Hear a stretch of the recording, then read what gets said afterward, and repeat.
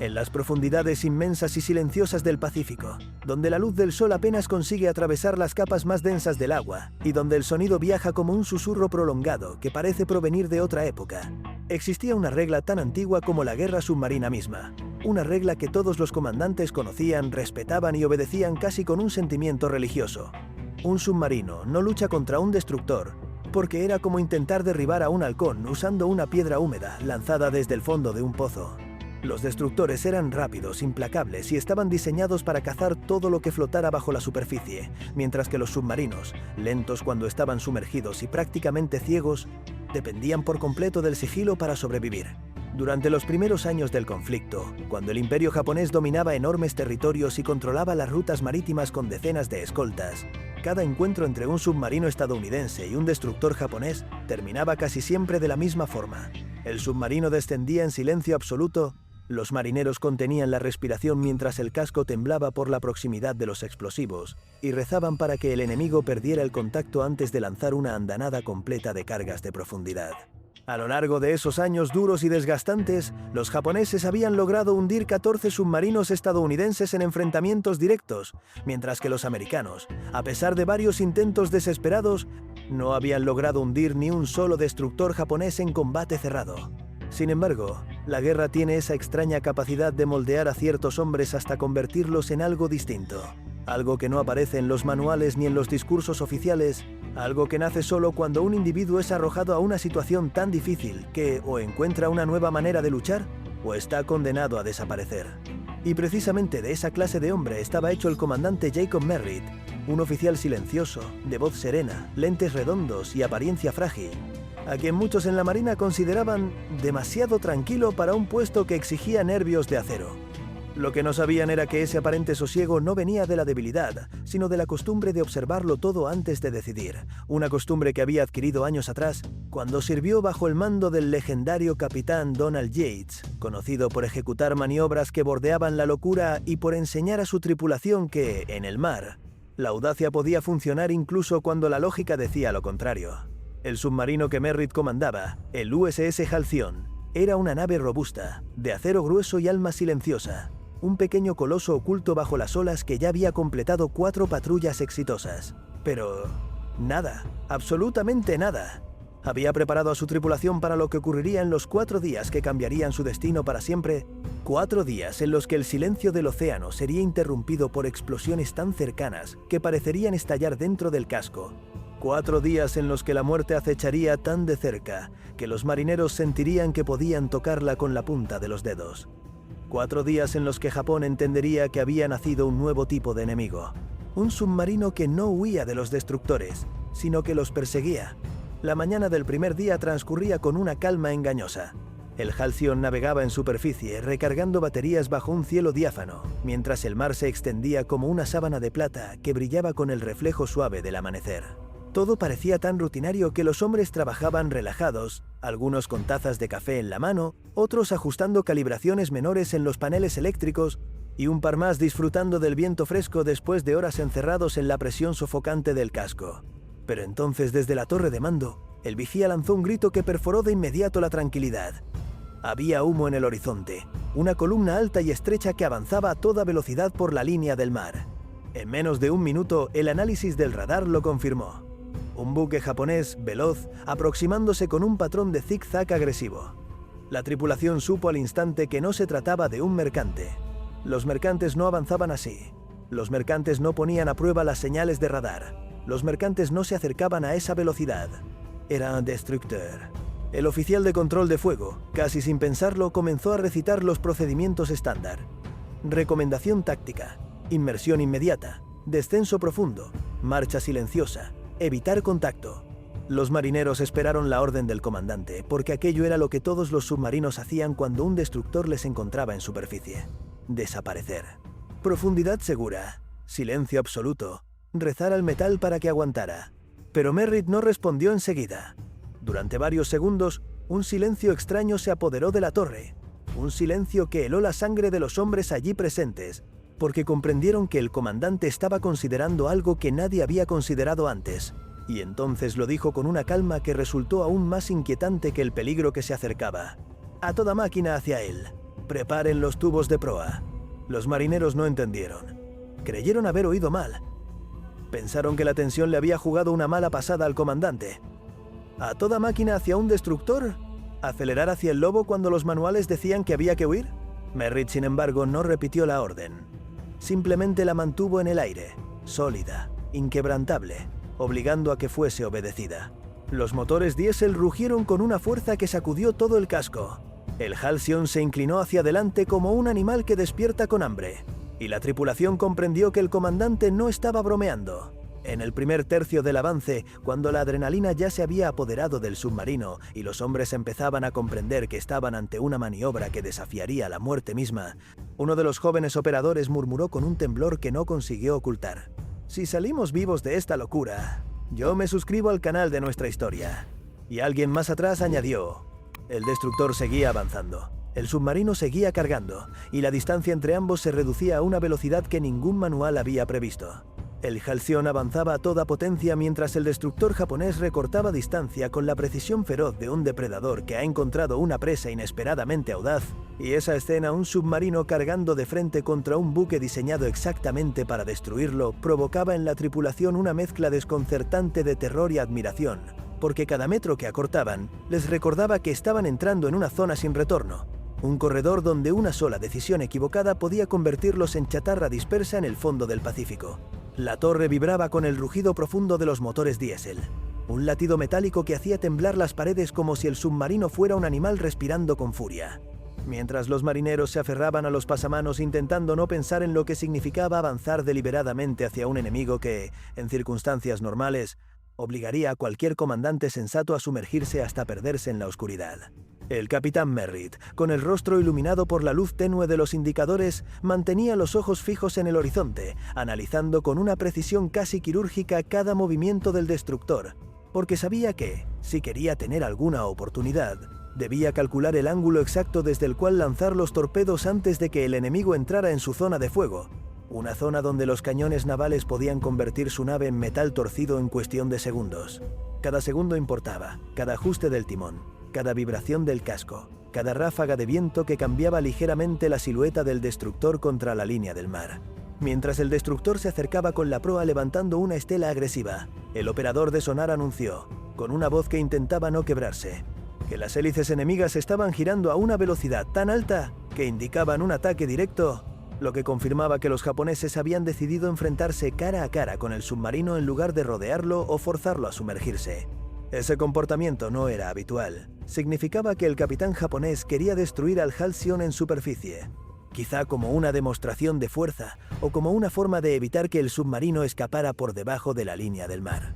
Esa decisión, sin embargo, les abría una ventana estrecha, una ventana tan pequeña que casi parecía una ilusión.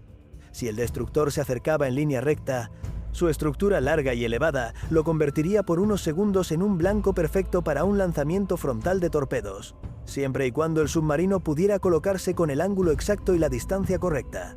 El problema era que ese tipo de maniobra, conocida entre los submarinistas como corte frontal, era tan extremadamente peligrosa que solo aparecía en los manuales como una nota teórica. Algo que algún día podría intentarse en un caso desesperado, pero que casi nadie en toda la marina estadounidense se había atrevido a utilizar en combate real. El Halcyon seguía avanzando, y el destructor ya era tan visible que los marineros podían distinguir el spray de agua que golpeaba contra la cubierta japonesa, así como los destellos metálicos de los binoculares de los vigías enemigos, que seguramente no daban crédito a lo que estaban viendo. Un submarino estadounidense cargando hacia ellos con una determinación suicida. El radiomán confirmaba que no había señales de que los japoneses estuvieran preparando cargas de profundidad, lo que significaba que el capitán enemigo estaba convencido de que podía destruir al Halcyon con artillería, antes de que la nave tuviera tiempo de sumergirse. Ese exceso de confianza sería decisivo. Merritt no parpadeaba. Cada respiración que tomaba parecía calculada. Cada orden que daba era medida, larga, pronunciada con una calma que contrastaba con el rugido creciente del océano.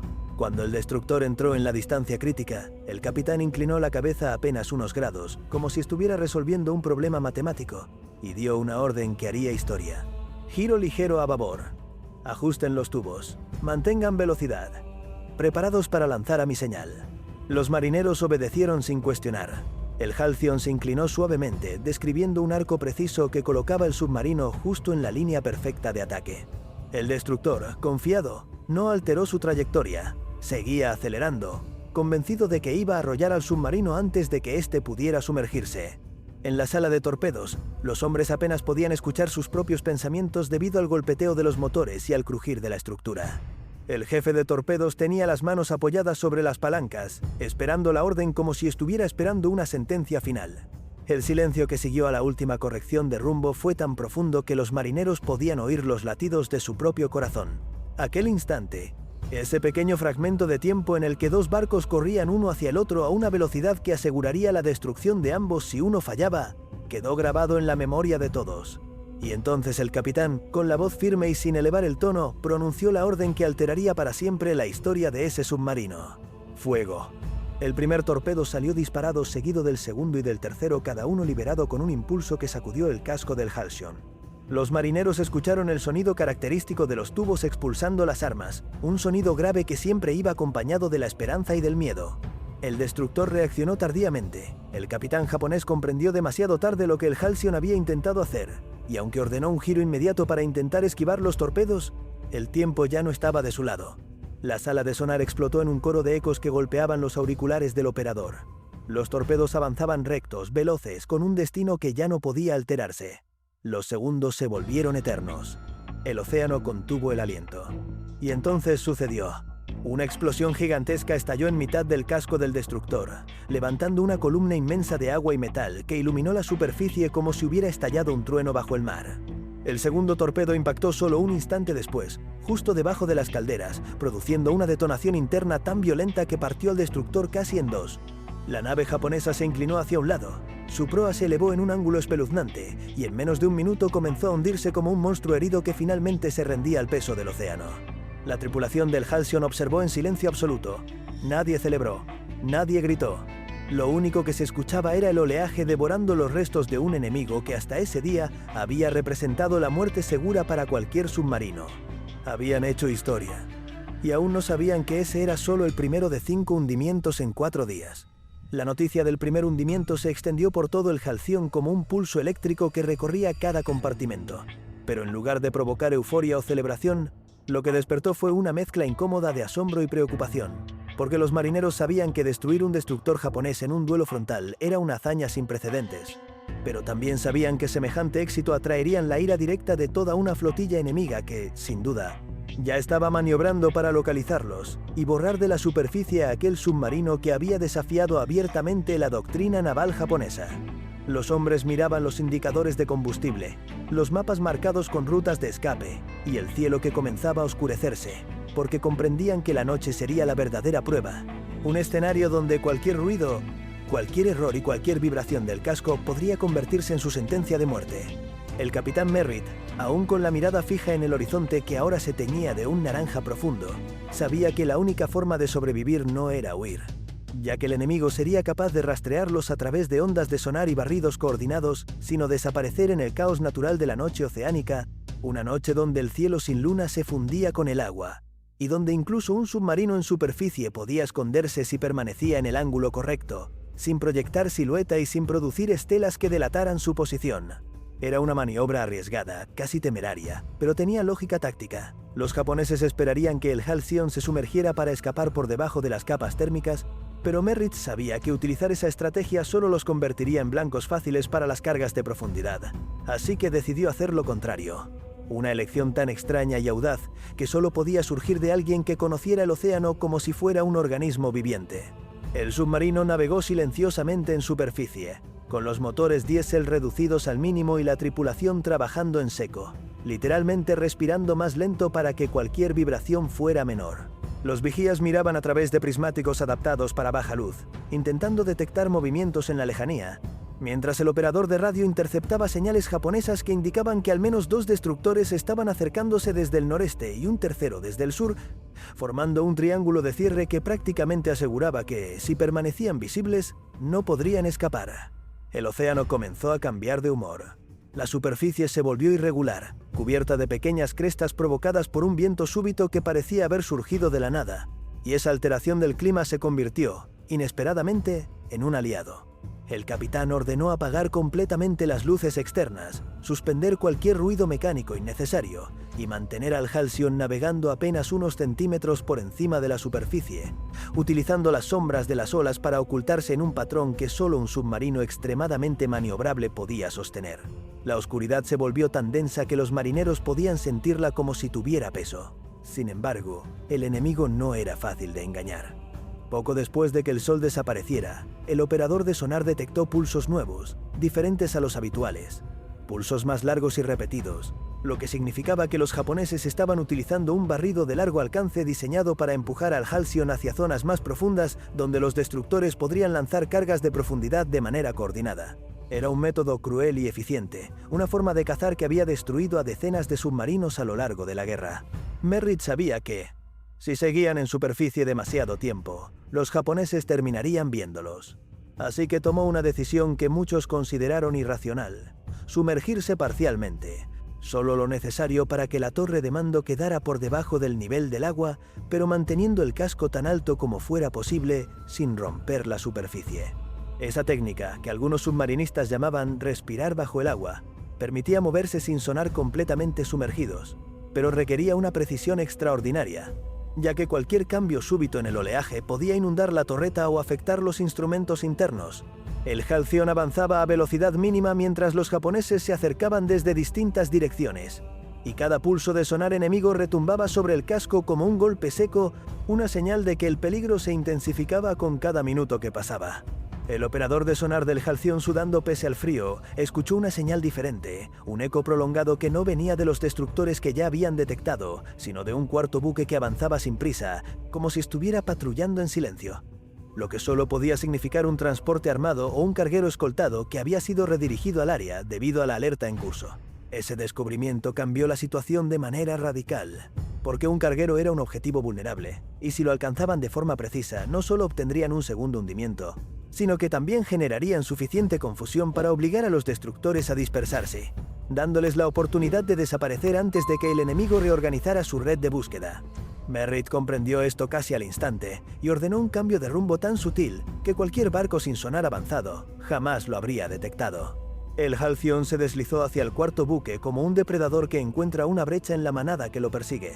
A medida que avanzaban, los ecos confirmaron que el buque desconocido era un transporte militar de tamaño considerable, probablemente cargado con municiones o suministros debido al tipo de escolta que llevaba, y la sola idea de impactar un objetivo así causó un silencio reverente entre los marineros, porque sabían que ese tipo de cargueros solía explotar con una violencia que no solo hundía el barco, sino que iluminaba la noche entera, revelando posiciones y forzando a los submarinos a escapar en cuestión de segundos. Era una posibilidad peligrosa, pero también una oportunidad estratégica que el Halcyon no podía desperdiciar. El submarino emergió parcialmente, solo lo suficiente para alinear los tubos frontales, y esperó. La noche era tan espesa que apenas podían ver la silueta del transporte avanzando lentamente, como un gigante dormido que ignoraba que un arma mortal se estaba acercando hacia él sin producir ruido. El capitán levantó un dedo, no para ordenar inmediatamente el disparo, sino para pedir calma absoluta mientras ajustaban el ángulo con la precisión de un cirujano. Y cuando la distancia fue perfecta, cuando el carguero estaba en la zona de impacto ideal y los destructores aún no habían detectado que el Halcyon había cambiado de objetivo, Merritt bajó la mano con un gesto casi ritual y los torpedos fueron lanzados en un silencio mortal, avanzando bajo la superficie como sombras asesinas que surcaban el océano en una trayectoria inevitable. Los marineros contuvieron la respiración. El sonar emitió un eco largo, luego otro y finalmente un impacto que resonó como si el mar se hubiera partido en dos. La explosión iluminó la noche con un destello gigantesco, un resplandor que hizo que incluso los destructores en persecución redujeran velocidad, incapaces de comprender cómo un submarino que debería estar huyendo había logrado hundir un segundo barco en la oscuridad. El Halcyon se hundió de inmediato bajo la superficie, desapareciendo en la negrura justo antes de que las vigías enemigas pudieran fijar su posición. Y así, en un solo día, el submarino había completado 2 hundimientos y provocado un caos estratégico que los japoneses tardarían horas en intentar descifrar.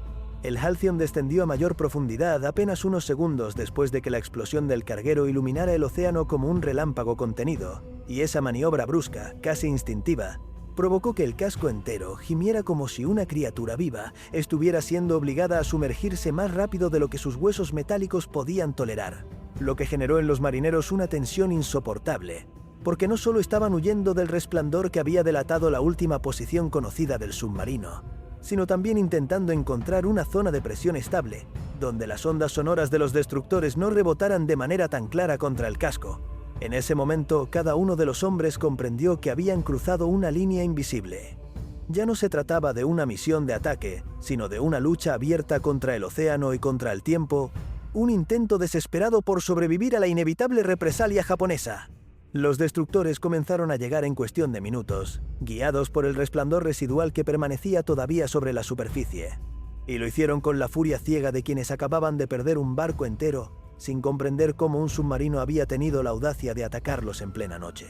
El sonar del Halcyon se llenó de ecos superpuestos, una sinfonía caótica de hélices que se aproximaban desde múltiples direcciones, formando un cerco que se estrechaba como una mandíbula gigantesca que no estaba dispuesta a permitir que su presa escapara por tercera vez en tan poco tiempo.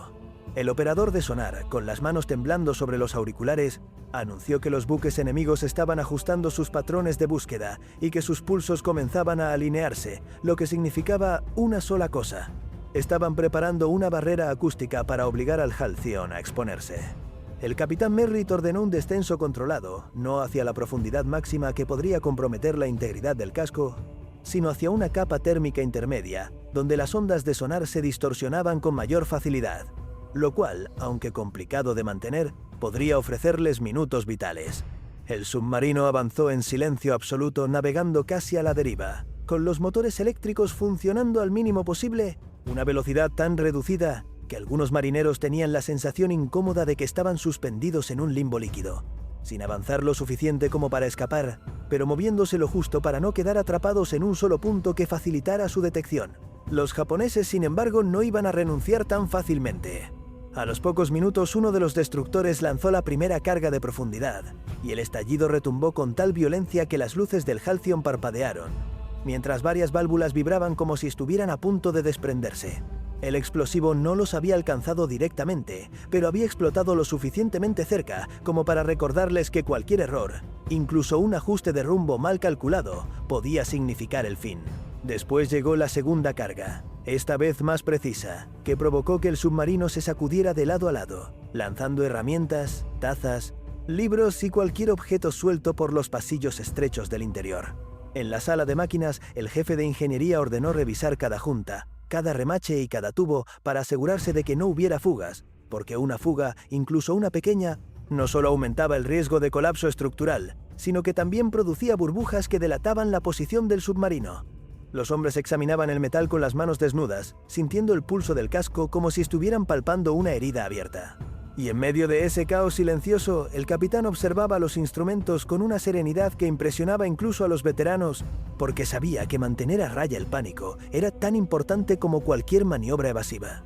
Después de la tercera detonación, el patrón enemigo comenzó a cambiar. Los destructores estaban coordinando un ataque en abanico, moviéndose en forma de semicírculo para cubrir una zona amplia, mientras lanzaban cargas a intervalos calculados para obligar al Halcyon a ascender o descender hacia un punto donde los sonaristas japoneses pudieran captar un eco claro. Era un método que habían perfeccionado tras años de guerra submarina, un método que había acabado con numerosos submarinos estadounidenses y británicos, y que ahora se aplicaba con la intensidad de quien quiere reclamo, justicia y venganza en partes iguales. El submarino resistía, pero cada explosión aumentaba el riesgo de que algo fallara. De pronto, un estruendo seco resonó en la sala de baterías. Un soporte metálico cedió debido a la presión combinada del descenso y las vibraciones, provocando que uno de los módulos eléctricos se desplazara unos centímetros, lo que generó un chispazo que iluminó la sala durante un instante aterrador.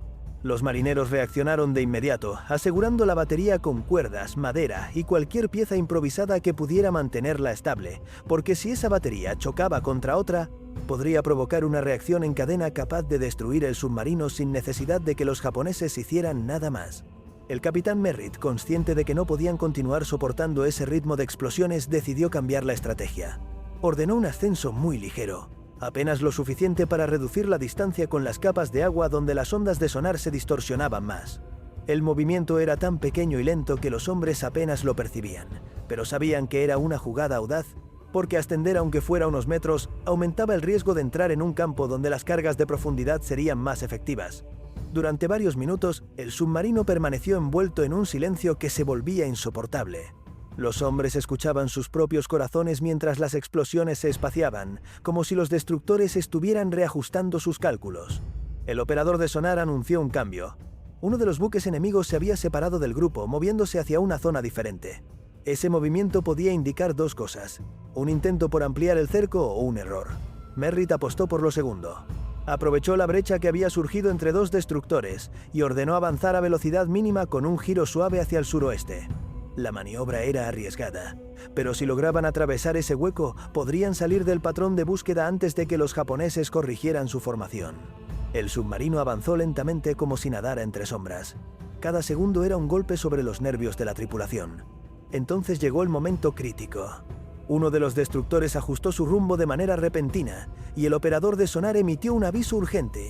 Estaban a punto de entrar en un barrido completo. Un pulso que revelaría su posición con claridad si no escapaban en cuestión de segundos. Merritt no dudó. Ordenó un descenso rápido hacia una profundidad donde el casco comenzaría a sufrir una presión casi intolerable, pero donde el pulso sonar se rompería antes de reflejarse limpiamente. El Halcyon descendió con violencia, crujió como si estuviera a punto de partirse en dos, y cada tornillo pareció gritar. Los marineros se aferraron a lo que pudieron, sintiendo el metal retorcerse a su alrededor. El pulso del destructor pasó justo por encima de ellos, rebotando contra una capa térmica que distorsionó su forma. El submarino había quedado fuera del mapa enemigo. Los japoneses perdieron el rastro. La tripulación no celebró, estaban demasiado exhaustos, demasiado conscientes de que habían sobrevivido por un margen tan estrecho que daba miedo pensarlo. Habían escapado por una grieta tan pequeña que parecía un milagro. Y aunque aún no lo sabían, la noche siguiente hundirían otro barco más. La madrugada que siguió a la brutal cacería dejó al Halcyon en un estado que rozaba el colapso, no porque el submarino hubiera sufrido daños irreparables, sino porque los hombres, agotados, cubiertos de sudor frío y con los músculos rígidos después de horas aferrándose a cualquier superficie para no ser sacudidos por las explosiones, sentían que el océano entero se había convertido en una bestia implacable empeñada en aplastarlos contra la presión descomunal de las profundidades. Y aún así, pese al cansancio extremo que los hacía caminar con movimientos torpes y respiraciones pesadas, todos comprendían que debían permanecer alerta, porque los japoneses, aunque hubieran perdido el rastro durante la noche, no abandonarían la zona sin asegurarse de que el submarino no había escapado hacia una ruta inesperada. El capitán Merritt, consciente de que cada decisión contaba, ordenó emerger a una profundidad intermedia donde los periscopios podían inspeccionar el horizonte sin comprometer la seguridad, y cuando el lente asomó entre las olas que seguían agitadas por los vientos nocturnos, la visión que se desplegó ante él resultó sorprendente y peligrosa a partes iguales. Al norte, casi en paralelo con la zona donde el carguero había sido destruido, navegaba un barco de tamaño considerable, una silueta larga y oscura que avanzaba a velocidad moderada, escoltada por un único destructor que parecía actuar más como vigía que como protector directo, lo que sugería que los japoneses estaban reconfigurando sus fuerzas debido al caos generado en las últimas horas. Ese detalle aparentemente insignificante encendió en Merritt la chispa de una idea tan arriesgada que ningún oficial racional la habría considerado siquiera viable. El capitán reunió a los jefes de sección en la torre de mando y explicó, con una calma casi inquietante, que si lograban posicionarse detrás del escolta sin ser detectados y utilizaban el oleaje agitado para camuflar su estela, podrían acercarse al barco principal lo suficiente como para lanzar un ataque desde un ángulo donde el destructor no pudiera interponerse ni reaccionar a tiempo, creando una situación donde la maniobra más peligrosa, acercarse deliberadamente a dos buques enemigos en superficie, se convertía también en la oportunidad más clara de hundir un tercer objetivo antes de que el enemigo reorganizara completamente su perímetro. La propuesta era tan atrevida que los oficiales intercambiaron miradas incrédulas, porque acercarse a un convoy por detrás, sin profundidad para maniobrar y con un solo destructor vigilando, equivalía a jugar con fuego dentro de un cuarto lleno de gasolina. Pero la realidad era aún más evidente. El Halcyon había sobrevivido a una persecución feroz y se encontraba en una posición ideal para transformar esa supervivencia en un ataque inesperado, uno que podría desorientar por completo a los japoneses durante las siguientes 24 horas. El submarino comenzó a moverse lentamente hacia el objetivo, utilizando la penumbra del amanecer, esa franja entre luz y sombra donde las siluetas se vuelven engañosas y los vigilantes tienden a cometer errores como un velo que ocultaba sus intenciones. El operador de sonar, en un estado de concentración absoluta, detectó las hélices del destructor moviéndose con un ritmo estable, sin señales de alerta, lo que indicaba que los japoneses aún creían que el Halcyon estaba escondido en algún punto cercano al lugar del último ataque y que no imaginaban que el submarino pudiera estar aproximándose de nuevo a un convoy tan expuesto. A medida que el Halcyon ganaba distancia al escolta, la tensión aumentaba de forma casi insoportable.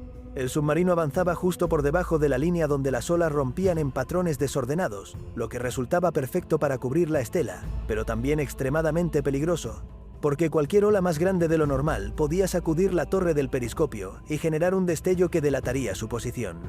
Los marineros respiraban coordinados, como si intentaran que incluso el acto de inhalar no perturbara el equilibrio precario del submarino. Cuando finalmente se posicionaron a distancia de lanzamiento, el capitán Merritt se detuvo un instante para calcular el ángulo exacto del torpedeo. El barco enemigo, que ahora podían identificar como un transporte de tamaño medio cargado posiblemente con suministros críticos, avanzaba sin zigzaguear. Una señal de exceso de confianza o quizá de desinformación, porque si hubieran sabido que el Halcyon aún estaba operativo, habrían adoptado maniobras evasivas mucho más complejas. Merritt aprovechó ese error de juicio y ordenó preparar los tubos delanteros, con una precisión casi quirúrgica que hacía que la tripulación sintiera una mezcla de miedo y admiración. El silencio que siguió se alargó hasta volverse insoportable. El operador de profundidad sincronizaba los datos con las corrientes. El jefe de torpedos repetía mentalmente cada paso del proceso, y los hombres en la torre de mando mantenían los ojos fijos en los instrumentos como si estos pudieran predecir el futuro. El capitán levantó la mano, y con un movimiento lento y controlado, dio la orden que sellaría el destino del tercer barco en apenas 2 días. Los torpedos salieron disparados con un impulso seco que reverberó en los compartimentos inferiores. Los marineros los siguieron a través del sonar, escuchando ese sonido tan característico que recuerda al zumbido lejano de un tren avanzando por un túnel profundo. Los segundos posteriores se estiraron como si el tiempo hubiese decidido detenerse, porque todos sabían que si los torpedos fallaban, el destructor tendría tiempo suficiente para girar y aplastar al submarino contra el fondo del océano. El impacto llegó como un trueno ahogado que hizo vibrar la estructura del Halcyon a pesar de la distancia. La explosión arrancó un tramo completo del costado del transporte, que inmediatamente comenzó a escorarse hacia la derecha, levantando una columna de agua y metal fracturado que cayó sobre sí misma con un estruendo inmenso. El destructor japonés reaccionó al fin, virando abruptamente en dirección contraria para intentar identificar el punto desde el cual se había lanzado el ataque, pero el Halcyon ya estaba descendiendo con rapidez hacia una profundidad segura, aprovechando la confusión momentánea para desaparecer entre las capas térmicas. A través del periscopio, lo último que vieron antes de sumergirse fue el transporte partiéndose lentamente, como si el océano se lo tragara con una paciencia casi ritual. En menos de 48 horas, el Halcyon había hundido 3 barcos y sobrevivido a una cacería que habría destruido a cualquier otro submarino de la flota. Y, aunque aún no lo sabían, el cuarto hundimiento llegaría con una maniobra tan desesperada que incluso Merritt dudó de su propia decisión durante unos segundos. El Halcyon continuó alejándose del área del tercer hundimiento con la precisión meticulosa de un depredador que sabe que debe desaparecer antes de que la manada enfurecida regrese para atacar con fuerza duplicada, y aunque los hombres comenzaban a sentir el agotamiento como un nudo apretado en el estómago y en los hombros, todos comprendían que el océano aún no les ofrecía descanso, porque las herramientas del enemigo, sus destructores, su experiencia cazando submarinos y su convicción de que la venganza era un deber tan sagrado como la victoria misma, seguirían desplegándose sobre esa región del Pacífico hasta convertirla en un laberinto mortal que debían atravesar con paciencia y astucia si querían seguir sumando golpes sin convertirse ellos mismos en una estadística más, en algún archivo militar, archivado para siempre. Mientras el submarino avanzaba en profundidad controlada, los operadores de sonar detectaron rastros sonoros que indicaban la presencia de 2 buques enemigos aproximándose desde el oeste, lo que sugería que los japoneses estaban reorganizando su formación para cubrir las rutas que el Halcyon podría utilizar en caso de intentar escapar hacia las zonas más profundas del mar, una táctica lógica que quería evitar que el submarino se desvaneciera entre corrientes frías donde el sonar perdía precisión. Sin embargo, el capitán Merritt, analizando esos datos con el rigor que lo caracterizaba, identificó algo diferente. Un patrón demasiado metódico en los movimientos enemigos, como si los destructores estuvieran formando un bloqueo para proteger no un área, sino un objetivo que se aproximaba hacia ellos desde detrás del horizonte. Esa observación despertó preocupación y curiosidad a partes iguales. Si los japoneses estaban creando un muro en lugar de cazar directamente, podía significar que se encontraba en camino un convoy importante o un barco capital que no querían exponer a la incertidumbre de una zona donde 3 barcos ya habían sido derribados en menos de 48 horas. Y esa sospecha, que para cualquier otro comandante habría sido motivo para alejarse lo antes posible, encendió en Merritt la posibilidad de obtener una cuarta, y quizá incluso una quinta victoria antes de abandonar la región. Con esa idea dando vueltas en la mente, el Halcyon subió a una profundidad segura para el periscopio, y cuando la lente emergió entre las olas agitadas, el panorama que apareció ante ellos confirmó las sospechas. Un barco de apoyo logístico de gran tamaño avanzaba hacia la zona, escoltado por un destructor y un barco más pequeño que parecía actuar como patrulla adicional. Ese tipo de embarcación era extremadamente valiosa para los japoneses porque transportaba combustible, repuestos, suministros médicos, comida y equipos que mantenían operativas a las unidades que luchaban en islas remotas. Lo que significaba que, si lograban hundirlo, no solo golpearían una pieza vital de la cadena de abastecimiento enemiga, sino que además generarían un efecto psicológico devastador. El capitán Merritt decidió entonces ejecutar una maniobra tan atrevida que incluso sus oficiales más experimentados intercambiaron miradas tensas, porque la estrategia consistía en acercarse al convoy desde su punto más inesperado, el lado opuesto al que los destructores protegían, un flanco al que solo podía acceder un submarino que se moviera con una precisión casi quirúrgica entre las sombras de las olas y las variaciones térmicas del agua, siempre manteniendo la velocidad mínima para evitar que el enemigo detectara el más ligero rastro acústico. El Halcyon comenzó su aproximación, moviéndose entre las capas de agua como si fuera una criatura que se deslizaba a través de un bosque subacuático, buscando la combinación perfecta entre silencio, oscuridad y camuflaje natural. Las luces internas se mantuvieron al mínimo, los hombres hablaban con voces apenas audibles, y los operadores de sonar anunciaban cada cambio en el sonido de las hélices enemigas, interpretando cada vibración como un mensaje que podía significar vida o muerte. Después de casi media hora avanzando, con una calma tensa que parecía interminable, Merritt encontró el ángulo perfecto para el ataque.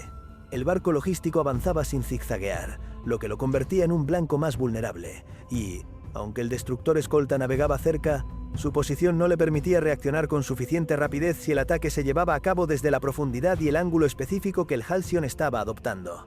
Era un golpe quirúrgico, una maniobra de precisión absoluta. El capitán levantó la mano. El jefe de torpedos preparó los tubos delanteros. La tripulación contuvo la respiración. Y entonces llegó la orden que sellaría el destino del cuarto barco japonés en apenas 3 días. Fuego. Los torpedos salieron disparados, viajando entre la oscuridad como lanzas silenciosas que se deslizan por el fondo del océano. Los segundos siguientes se volvieron un océano de tensión pura, porque los hombres sabían que los torpedos debían recorrer la distancia exacta para impactar en el punto crítico, y que cualquier alteración en el rumbo del enemigo, o cualquier vibración inesperada podía arruinarlo todo. Pero el impacto llegó. Una explosión gigantesca iluminó el agua desde abajo, rompiendo la superficie en un pilar de fuego y metal que hizo temblar incluso al Halcyon, oculto en las profundidades. El buque logístico se fracturó de manera casi instantánea, partiéndose por la mitad como si una fuerza invisible lo hubiera arrancado de raíz, y comenzó a hundirse con una rapidez que no dejaba margen para rescates ni maniobras de contención. El destructor escolta giró violentamente, disparando al azar cargas de profundidad que estallaron sin patrón mientras los japoneses intentaban desesperadamente comprender desde qué dirección los habían atacado nuevamente. El Halcyon descendió en un arco perfecto, alejándose mientras los enemigos caían en el caos absoluto. 3 minutos después del hundimiento, mientras los japoneses se reorganizaban sin saber hacia dónde dirigir su furia, el sonar del Halcyon detectó un nuevo eco. Un barco más pequeño avanzando en dirección a la zona del ataque, probablemente enviado como refuerzo o como transporte ligero. Era un blanco menor, pero seguía siendo un objetivo militar valioso. Merritt no lo dudó. Ordenó un ascenso suave, alineó los tubos traseros y con una serenidad aterradora lanzó 2 torpedos que avanzaron con un destino inevitable. El quinto hundimiento llegó con un estruendo más modesto, pero igual de contundente. El barco pequeño explotó por la mitad, inclinándose de manera abrupta antes de ser tragado por el mar, sellando así la proeza histórica que convertiría al Halcyon en el submarino estadounidense más temido del Pacífico en apenas 4 días. Mientras la tripulación contemplaba los ecos que desaparecían del sonar, un silencio reverente llenó el submarino. No era orgullo ni celebración. Era la comprensión profunda de que habían sobrevivido a algo que muy pocos hombres en el mundo podrían haber sobrevivido. Esa noche, cuando el Halcyon se alejó hacia aguas más seguras, Merritt reunió a la tripulación y les dijo que, aunque la guerra continuaría, esos 4 días quedarían grabados en la historia. Y tenía razón. Ningún otro submarino estadounidense hundió 5 barcos enemigos en un periodo tan corto, y ningún adversario japonés olvidaría jamás el nombre del Halcyon. Si te ha gustado este final y quieres más historias reales, intensas y contadas con esta profundidad, suscríbete si te gustó el vídeo.